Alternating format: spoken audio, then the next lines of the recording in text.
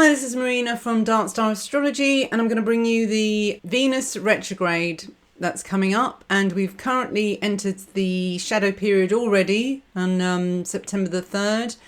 And what's interesting about this one is that it actually starts on October the 6th, which is when the Mars retrograde finishes its shadow period. So really this whole year has been one old flame and karmic thing after the other. So we're just going to get more of it. I'm sorry about the weird light. At the moment, the sun is reflecting off windows across the road and it's doing really strange things. The light of Venus, it's Lucifer. It's interfering. It's going to be an interesting one because it's going to start off the retrograde period in Scorpio, where Venus is in her detriment. So, and when Venus in the first half of the retrograde, she's an evening star, and so she's more of the benign, receptive, loving, quite sort of doormatty Venus, really.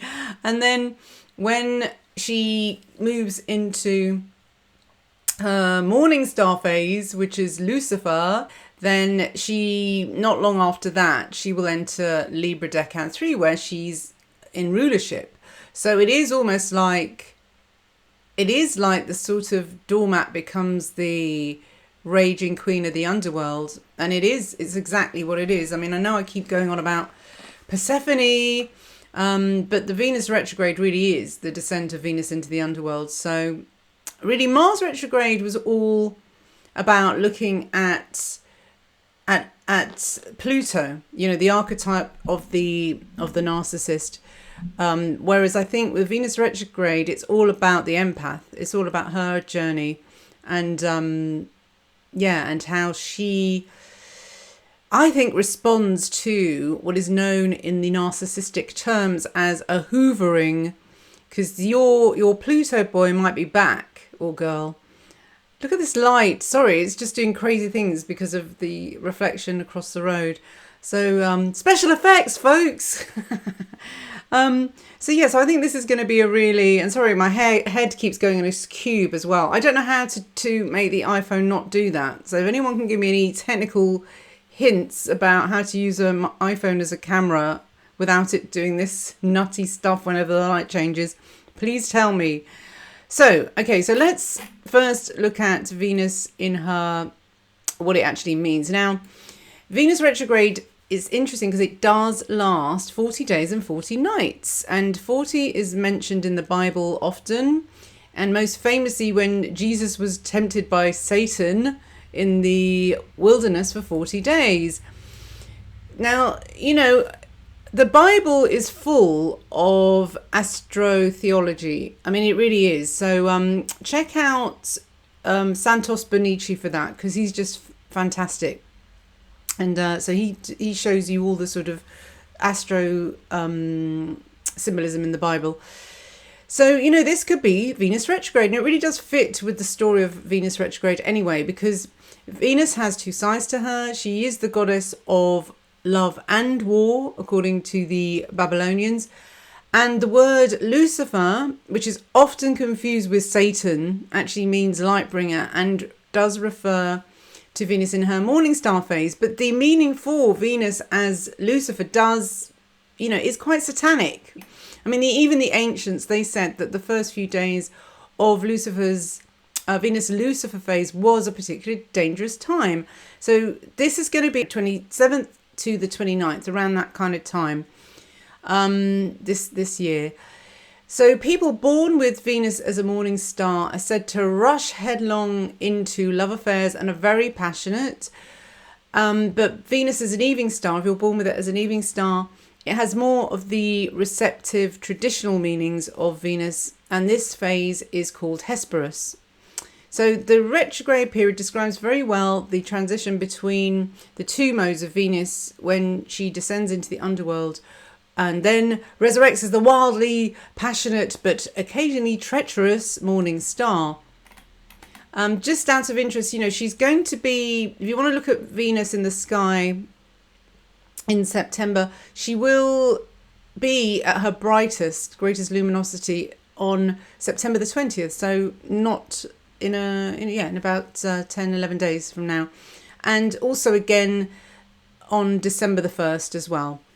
The meaning of Venus retrograde generally is that you're commonly advised not to start a love affair or buy luxury goods during this time, because you might end up paying more than you bargained for. So during these 40 days, you may have to resist the seductive Lucifer side of Venus and her charms, just like Jesus did in the desert. Temptations could be an illicit affair or the lure of luxury goods, and we can find significance in this journey of Venus if we regard her movements like the ancient sky watchers did. So the dates are going to be October the 6th to November the 16th, and it will move from 10 degrees of Scorpio back into Scorpio Decan 1 and then into Libra Decan 3. And then it turns direct at 25 degrees of Libra. So, and also the Hesperus dates will be until October the 26th, and then it's Lucifer from October the 27th till November the 16th. So bear that in mind as well. So during the first phase, basically until October the 26th, she's going to be below the horizon technically and descending, but she's still the evening star. She's weakened, but still loving, reflective and receptive. Venus here is quite pure and virginal too in this position, and probably, a little insecure also. During this time, we might feel that we need more love, but are extra shy about going about and finding a new lover. Instead, we might cling to a past relationship, and this is why the period can bring the return of old flames and karmic connections. So, it's kind of, sometimes it's better the devil you know as well. So you might be mournful of a lost love and very defensive if anyone new tries to step on the ghost of your beloved ex. During this time, it might be good to bring closure to any long dead relationship with a reflective post-mortem. After that, when Venus becomes invisible, give that bad romance a good funeral. So, this is really, if we've had these relationships that I've been talking about, the Mars retrograde, if that turned out to be a narcissist or a dark Cupid or just generally disappointing, it may be, and I do think that it may well, you might be reminded of that with Venus retrograde, and it will give you a chance to really, really, if you haven't already got no contacts, then I think you probably will by the Venus retrograde. Now, the last 2 weeks of the retrograde are going to be the most dangerous, I think. It's November the 3rd till the 16th. And this is when you are most likely, if you haven't had the dark Cupid with the Mars retrograde, then you really will be prone to having this during that time if any of your planets are connected with this Venus retrograde, and it can be squaring it, conjunct it. Probably hard aspect is more likely to get into this kind of trouble. So you will definitely be thinking with your reproductive organs rather than your brain. So do try to resist the physical relations if you can. You might get a series of red flags, but still ignore them. So a one-night stand during this time might seem harmless and disposable, but on a spiritual level, it goes far deeper. Your body is your temple, so don't give in to Luciferian psychic vampires. You might find yourself drained for many months afterwards. It's really not worth it. And I think much more with the Venus retrograde than the Mars retrograde, strangely enough, because Venus is really seductive and, it can be so romantic and so it can allure you. It's got the allure more than Mars. I think Mars is a bit more kind of, you could see him coming, whereas Venus you really can't. So, Aphrodite's bad points are often overlooked. She has a reputation for jealousy, revenge, possessiveness, and infidelity. Can be a bit of a bunny boiler too. The stress and misery caused by this behavior can attract unwanted hyperdimensional entities which feed off the drama. Sometimes we think we need a sexual fling because it's been a while. We just want to have fun and we, think we can take it or leave it. But with Venus retrograde, we might develop an obsessive attachment to the so-called friend with benefits, which we hadn't bargained for. And we could be kept in a very unpleasant psychic sexual bondage. So, this is the devil card in the tarot. Totally. So I would say proceed with caution with any new relationships. However, Venus retrograde doesn't have to play out like 50 Shades of cringe. For like Mercury retrograde, Venus turned inwards has its uses. Now, Ling Koiner says it's an excellent time for buying antiques, flea market items and second-hand goods, wherein you know the real worth and value of the item, but the seller does not. It's also good for selling your own unwanted items as well. And I believe the first 2/3 of Venus retrograde, which would be October the 6th to November the 3rd, could be a really ideal time for creativity that explores your inner world. So make music, art or poetry just for yourself and not the public. So during Venus retrograde, we might feel like retreating from socializing or from a relationship as well. So it could be a very valuable time for learning how to love ourselves. As for the dangerous Lucifer period, I would go with the Babylonians with this one and suggest that people who are single stay celibate for the last 2 weeks of it. I said that Mars retrograde could function like Pluto. Well, Venus retrograde, I think, could function like Eris, since if we go back to the Babylonian Sumerian myths, we do see that Inanna was certainly an early incarnation of Venus. And in a chapter of the myth of Gilgamesh, Inanna went down into the underworld and had to remove all her material glamours on her way to reunite with her sister Ereshkigal, similar name. This reflects Venus's descent below the horizon and its inferior conjunction with the sun, where she's also combust. Then we have her resurrection as the morning star, Lucifer, after she's experienced the torture of being hung for dead on meat hooks by her vengeful sister. This is a time for reflection, and Venus's symbol is the mirror as well, which may show us our shadow, self-sabotaging sister self. With Venus, visuals will reflect back to us our deep psyche through paintings, visions, omens and dreams as well. Now, the shadow period of Venus retrograde means that Venus will spend a lot longer in a sector of your chart than usual and work like an outer planet. And, I said Eris, but also it could equally be Neptune, because Neptune is supposed to be, in modern astrology anyway, the more higher octave of Venus. So you could see, the covert narcissist could easily be Neptune, Venus retrograde as well. Now, the effects mentioned so far will be felt much stronger if you have, as I said before, natal planets in Venus's path here. And if you are in a relationship, any unresolved gripes might come to a head at the actual retrograde when Venus hits the planet the second time.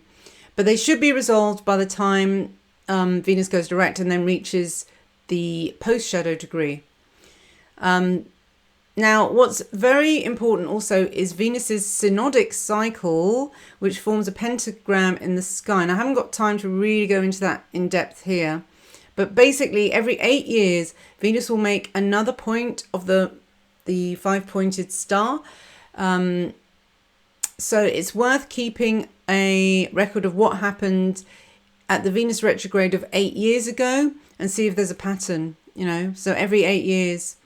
If you were born during a Venus retrograde itself, then your birth synodic cycle should reveal some valuable information to you as well. So look into sort of 8 years from when you were born as well. I can't go deeply into that, but Nick Dagan-Bess has done a really good lecture on that. I've got the links on my website as well. So I think we should have a look at, let's go through it now. actually, she's still technically in Scorpio Decan 2, but she will enter Decan 1 on October the 12th. She starts off the retrograde at 10 degrees Scorpio, just so you know, and she will go back through Scorpio Decan 1. Now, of course, she's in her detriment here. Now, Venus in Scorpio Decan 1. It's interesting that the card that's associated, the tarot card that's associated with this Decan, is the Five of Cups, and that's so disappointment. You know, I think if people have been, as I said, you know, earlier on in this year, if people have got involved with any narcissistic relationships and they've come to the point where it was all love bombing in the beginning and then suddenly you're discarded, or you find out they're an alcoholic, or, you know, whatever you found out about them, or they were married and you didn't know they were married, that is the Five of bloody Cups. It's so like, it's just so disappointing. The meaning brings sorrow, loss, grief and suffering. Its very presence indicates that you've suffered a crushing blow on an emotional level. We must all learn to accept loss as part of life, yet we flail and rail against it.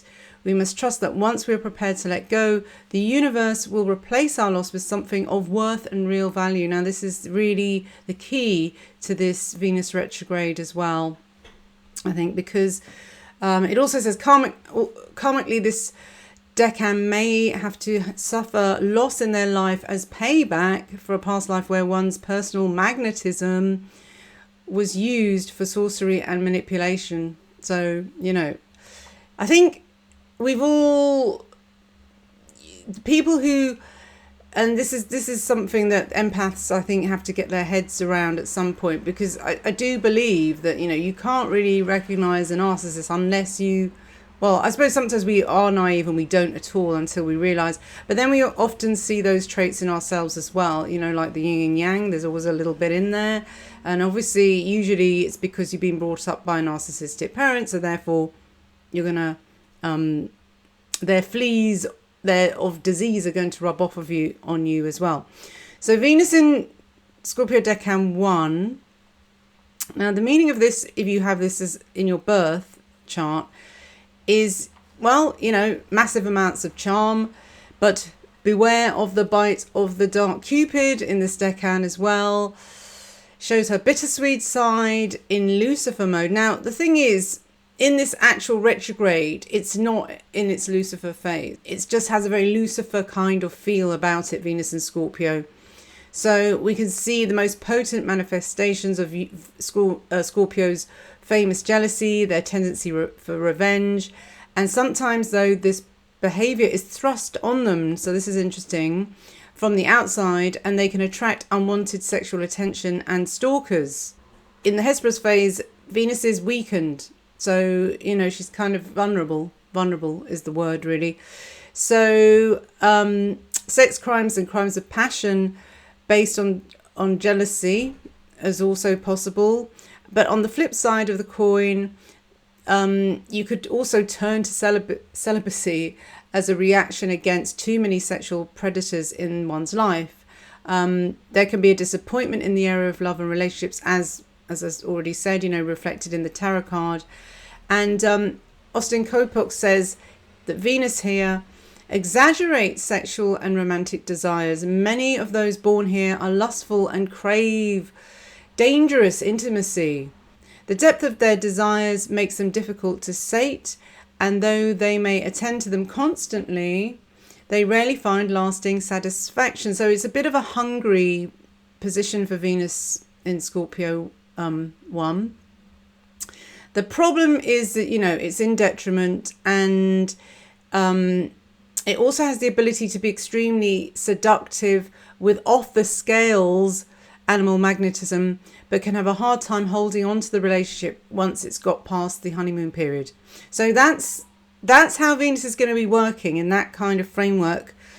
It's going to make some interesting connections on its way, because on October the 15th, it's going to be conjunct Mercury, her little helper really, on Gaycrox in the crucifix. So this is in the Southern Cross, and it brings religion into it as well. And I think with Mercury, I would say it will make it more asexual almost. So it could be a sort of celibate, a feeling of wanting to be celibate. Like, I've just bloody had enough.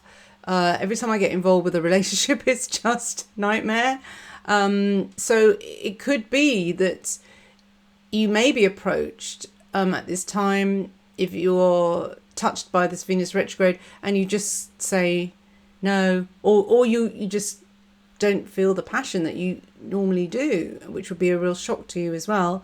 Maybe around those times when it's on Gay Crux, because it is more the priestess, and it's, none of that, nuns.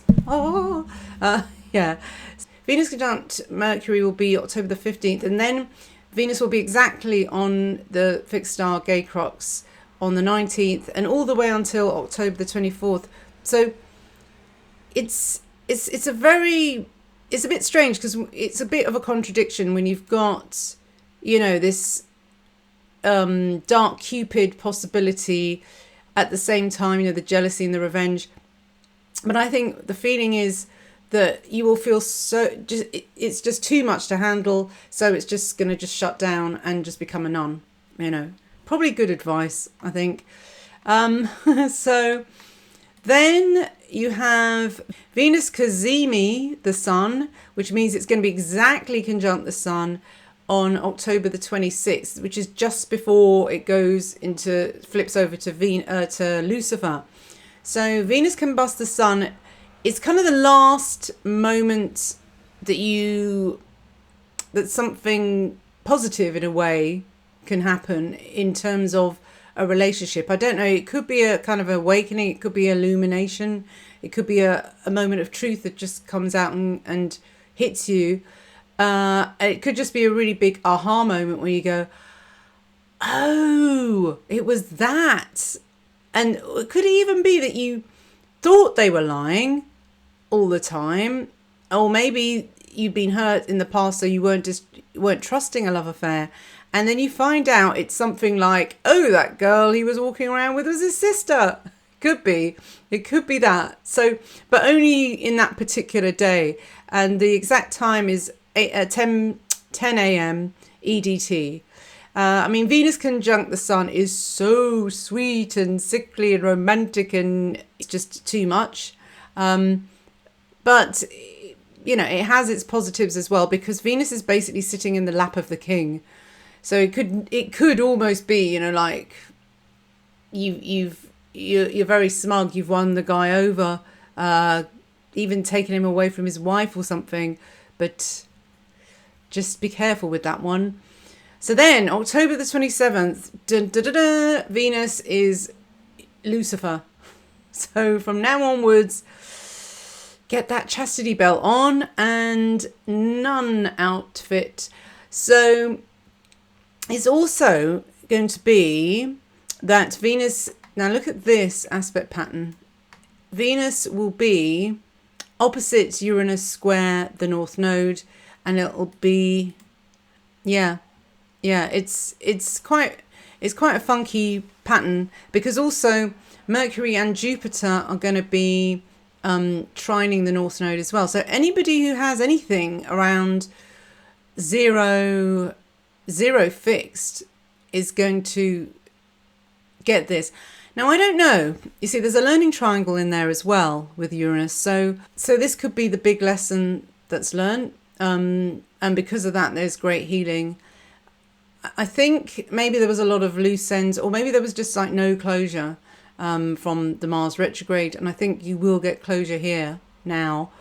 The only thing is, if you truly were, because not everyone's going to be involved with narcissists, with the Mars retrograde. Maybe it's just a case of you just got obsessed with someone who really you shouldn't have done, who wasn't actually a narcissist, but you just wanted them because you couldn't have them. And, in some cases, not everyone you fall in love with, it's not always because they're a narcissist, so sometimes it's you got to kind of look at your own behavior there. So sometimes it's that, sometimes it's like, oh my God, it was actually me. And but then that's good as well, because then you'll learn not to do that again in another relationship. So it's definitely a big lesson because, Uranus opposite Venus there, I mean, that is a sudden out of the blue love affair. And, what I said about the whole Lucifer period, it is in the Lucifer period. So again, be careful. It's still in Scorpio as well, but then it flips over to Libra on October the 31st. And I think this is really interesting because it's Halloween, so it just makes it even more spooky. Now, Venus in Libra Decan 3 is a different kettle of fish altogether. Now, this is interesting as well because the tarot card with this decan it's like retreat. It's the Four of Swords, and you see this guy kind of lying down on a tomb, really. Now it's a warning of the consequences of not taking care of your mental health during stressful times, and this is probably going to be a stressful time. If you're not coping at present, then this card suggests that you're close to the edge. And if you do not take necessary steps to take a break, then it could be, it really could be forced upon you. It warns of the potential for mental breakdowns, medical care, and even hospitalization. So, generally this decan is a really positive one because speakers at the center of it, and also this fixed star speaker, Venus turns direct on it. So I think when Venus turns direct, even though it's still going to be in Lucifer, it's going to be such a brilliant lesson that's learned. I mean, it just will be. So Venus in Libra 3 is... Now, Venus loves being in this decan, and it's very harmonious and graceful here. Now, this is, I know, a bit of a contradiction because it's in Lucifer, and Lucifer is supposed to be quite reckless and jumps into things. But I think, you always have to consider what sign Venus is Lucifer in, and what decan it's in. And in this case, the Lucifer period for this retrograde is not as bad as it could be. So, I think the T-square, when it's still in Scorpio, see, there's your overlap. You've got Venus in as Lucifer, but also still in Scorpio where it's in its detriment. And I think 27th, 28th, 29th, 30, those 4 days are really dangerous days because she's doubly bad, doubly mean and nasty. It's total bitch mode. But now when she moves into Libra 3, she will be mellowed, hopefully. So it's kind of nice because it oozes charm here, but in a way that's not too sickly sweet because it's very balanced. It's a very balanced decan and won't lay things on too thick. You'll know when to pull back when you're ready to seduce someone or land a deal. Does much better here when it acts like a magnet and draws people to itself. So, during this time, just wait. Let them come to you. With a brilliant glow of speaker here, you shouldn't have any trouble pulling the right friends and partners to you. It's also handy because really Venus is quite shy as well. So even as Lucifer, it's still shy, which is, I know, a contradiction, but shy people can still lose it and get very mean and nasty and explode as well, especially when they've been put upon.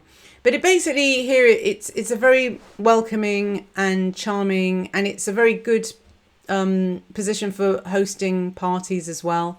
So it's not such a bad Lucifer period really for this Venus retrograde at all.